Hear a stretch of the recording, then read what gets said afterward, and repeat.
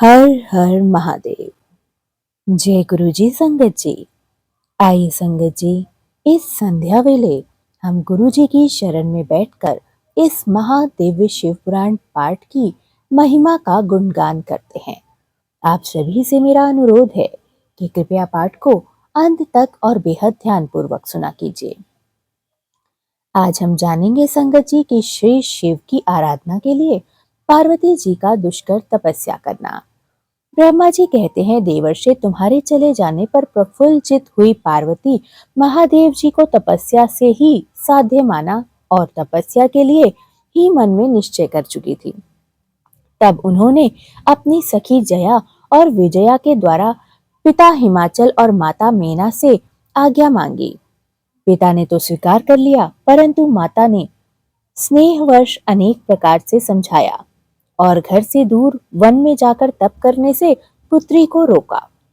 मीना ने तपस्या के लिए वन में जाने से रोके हुए ऊ और माँ उमा बाहर न जाओ ऐसा कहा। इसलिए उस समय शिवा का नाम उमा हो गया। मुने शैलराज की प्यारी पत्नी मेना ने रोकने से शिवा को दुखी हुआ देख अपना विचार बदल दिया और पार्वती को तपस्या के लिए जाने की आज्ञा दे दी। मुनि श्रेष्ठ माता की यह आज्ञा मानकर उत्तम व्रत का पालन करने वाली पार्वती ने भगवान शंकर का स्मरण करके अपने मन में बड़े सुखद अनुभव किए। माता पिता की प्रसन्नता देख उन्हें प्रणाम कर शिव के संपूर्ण समर्पण पूर्वक उन्होंने सखियों के साथ वे तपस्या करने के लिए जाना सही समझा और वे चली गईं। अनेक प्रकार के प्रिय वस्त्रों का परित्याग करके पार्वती ने कटी प्रदेश में सुंदर मुंज मेखला बांग शीघ्र ही वत्सल वक्ल धारण कर लिए। हार का परिहार करके उत्तम मृग चर्म को हृदय से लगा लिया। तत्पश्चात वे तपस्या के लिए गंगा अवतरण गंगोत्री तीर्थ की ओर चली गईं, जहां ध्यान लगाते हुए भगवान शंकर ने कामदेव को दग्ध किया था। हिमालय का वह शिखर गंगा अवतरण के नाम से प्रसिद्ध है। वही परम उत्तम तीर्थ में पार्वती ने तपस्या करनी आरंभ कर दी। गौरी के तप करने से उसका गौरी शिखर नाम हो गया। मुने शिवा ने अपने तप की परीक्षा के लिए वहां बहुत से सुंदर और पवित्र वृक्ष लगाए, जो फल देने वाले तो थे ही, बाकी सुंदर पार्वती ने अपने पहले भूमि को शुद्ध करके वहां एक वेदी का निर्माण किया। तदंतर ऐसी तपस्या आरंभ कर दी जो मुनियों के लिए दुष्कर थी। वे मन सहित संपूर्ण इंद्रियों को शीघ्र ही काबू में करके उस वेदी पर उच्च कोटि की तपस्या करने लगी। ग्रीष्म ऋतु में अपने चारों ओर दिन रात आग जलाए रखने पर वे बीच में बैठ जाती और निरंतर पंचाक्षर मंत्र का जप करती रहती। वर्षा ऋतु में वेदी पर सुस्थिर आसन पे बैठकर अथवा किसी पत्थर की चट्टान पर ही आसन लगाकर वे निरंतर वर्षा की जलधारा से भीगती रहती थी। शीतकाल में निराहार रहकर भगवान शंकर के भजन में तत्पर रहती थीं। वे सदा शीतल जल से भीगकर खड़ी रहती थीं तथा रात भर बर्फ की चट्टानों पर बैठा करती थीं। इस प्रकार तप करती हुई पंचाक्षर मंत्र के जप से संलग्न हो शिवा संपूर्ण मनोवांछित फलों के दाता शिव का ध्यान करती थी। प्रतिदिन अवकाश मिलने पर वे सखियों के साथ अपने लगाए हुए वृक्षों को प्रसन्नता पूर्वक सींचती और वहां पधारे हुए अतिथि का आतिथ्य सत्कार भी करती थीं। शुद्ध चित्त वाली पार्वती ने प्रचंड आंधी, कड़ाके की सर्दी और अनेक प्रकार की वर्षा तथा दुस्सह धूप पान के भी सेवन किए। उसके ऊपर वहां नाना प्रकार के दुख आए, परंतु उन्होंने सबको पछाड़ दिया और कुछ नहीं गिना।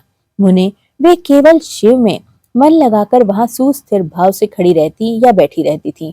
उनका पहला वर्ष फलाहार में बीता और दूसरा वर्ष उन्होंने केवल पत्ते चबाकर बिताया। इस वर्ष इस तरह तपस्या करती हुई देवी पार्वती क्रमशः असंख्य वर्ष व्यतीत कर चुकी थी।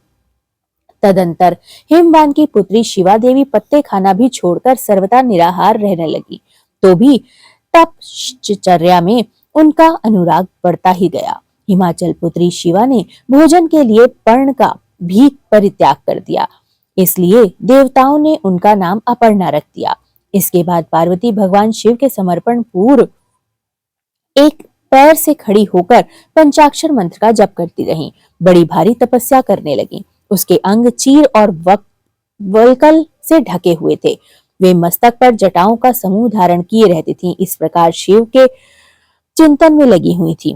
पार्वती अपनी तपस्या के द्वारा मुनियों को जीत लिया और उस तपोवन में माहेश्वर के चिंतन पूर्वक तपस्या करती हुई काली के 3000 वर्ष बीत गए।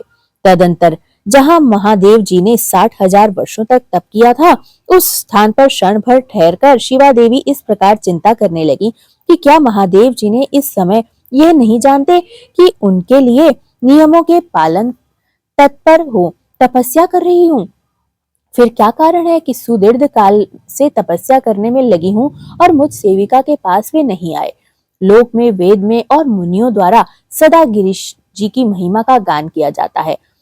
सब यही कहते हैं कि भगवान शंकर सर्वज्ञ, सर्वात्मा, सर्वदर्शी व समस्त ऐश्वर्यों के दाता हैं। वह दिव्य शक्ति संपन्न एवं सबके मनोभावों को समझ लेने वाले हैं। भक्तों को उनकी अभिष्ट वस्तु देने वाले और सदा समस्त क्लेशों का निवारण करने वाले हैं।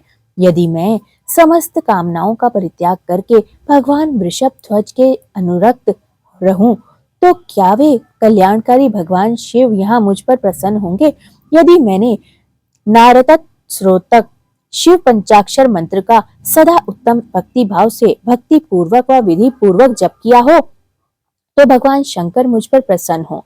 यदि मैं सर्वेश्वर शिव की भक्ति से युक्त एवं निर्विकार हूँ, तो भगवान शंकर मुझ पर अत्यंत प्रसन्न हो। इस तरह नित्य चिंतन करती हुई जटा वल्क धारिणी निर्विकारा पार्वती मुंह नीचे किए सुदीर्घ काल तक तपस्या करने लगी। उन्होंने ऐसी तपस्या की जो मुनियों के लिए भी दुष्कर थी। वहां उस तपस्या का स्मरण करके पुरुषों को बड़ा विस्मय हुआ। महेश, पार्वती की तपस्या जो दूसरा भाव पड़ता था, उसे भी इस समय सुनो। जगदम्बा पार्वती का वह महान तप परम आश्चर्यजनक भी था। जो स्वभावतः एक दूसरे के विरोधी थे, ऐसे प्राणी भी उस आश्रम के पास आकर उनकी तपस्या के प्रभाव से विरोध रहित हो जाते थे। सिंह और गौ आदि सदा राग आदि दोषों से संयुक्त रहने वाले पशु भी पार्वती की तपस्या महिमा वह परस्पर बाधा नहीं पहुंचाते थे।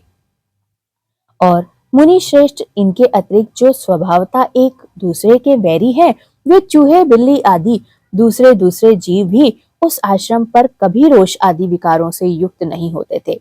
वहां के सभी वृक्षों में सदा फल लगे रहते थे। भांति भांति के तृण और विचित्र पुष्प उस वन की शोभा बढ़ाते थे। वहां का सारा वन प्रांत कैलाश के समान हो गया था। पार्वती के तप की सिद्धि का साकार रूप बन गया था। हर हर महादेव। जय गुरु जी संगत जी। शुक्राना गुरु जी, अनंतम अनंतम शुक्राना।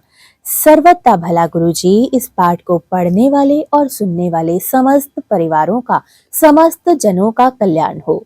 यह पाठ जिस जीव के भी कानों में पड़ जाए, उस जीव का समस्त रूप से कल्याण निश्चित ही हो महाराज। कभी किसी को कोई रोग, बीमारी या कोई भी कष्ट न सताए। मेरी आपसे यही प्रार्थना है कि हर घर में आपकी कृपा सदा बरसती रहे। जय गुरु जी। शुक्राना गुरु जी, अनंतम अनंतम शुक्राना।